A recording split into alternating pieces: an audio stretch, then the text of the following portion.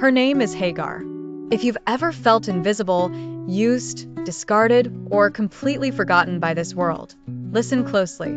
This is your story too, and it's about to transform everything you thought you knew about being seen. Hagar was Egyptian, enslaved in Abraham and Sarah's household.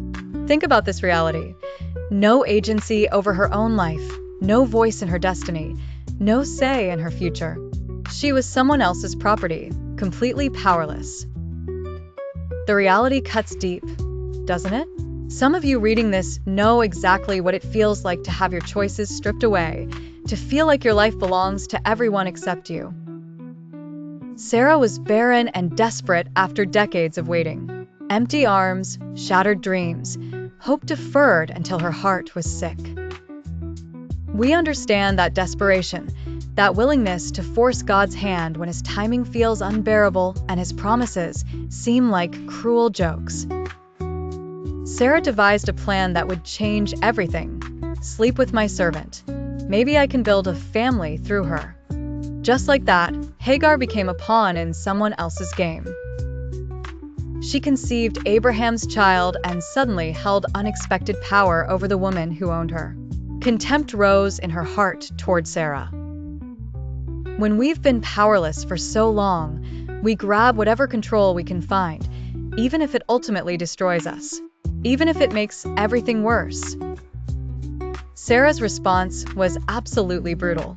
She treated Hagar so harshly that this pregnant woman fled into the wilderness completely alone. Picture her, pregnant, abandoned, terrified, with nowhere to turn and no one to call. The desert stretched endlessly before her, mirroring the complete desolation in her soul. She was utterly forsaken. But here's where everything changes. Here's where I get completely undone every single time I read this story. The angel of the Lord found her beside a desert spring. Listen carefully to his words. Hagar, servant of Sarai, where have you come from and where are you going? No condemnation, no lectures about running away, no shame about her circumstances, just gentle, tender inquiry into her pain and her journey. God saw her when absolutely no one else did. He heard her desperate cries when everyone else had turned away. He promised to multiply her descendants and personally named her unborn son Ishmael. God hears. The creator of the entire universe stopped everything to minister to one forgotten, discarded woman in the middle of nowhere. Hagar's response completely transforms me. She called him El Roi, the God who sees me. She declared with wonder, "Have I actually seen the one who sees me?" El Roi became her revelation, her anchor, her unshakable hope in the wilderness. This truth will absolutely change your life. You are seen. You are known. You are pursued by a God who notices every single tear, every struggle, every moment you feel completely invisible. Your pain doesn't escape his attention. Your story matters deeply to him. Hagar returned and gave birth to Ishmael. Life remained complicated and painful, but she carried an unshakable truth. She had encountered the God who truly sees. That divine encounter transformed everything about how she understood herself and her worth. What does Hagar's story teach us? God's plans prevail even when our interference creates absolute chaos.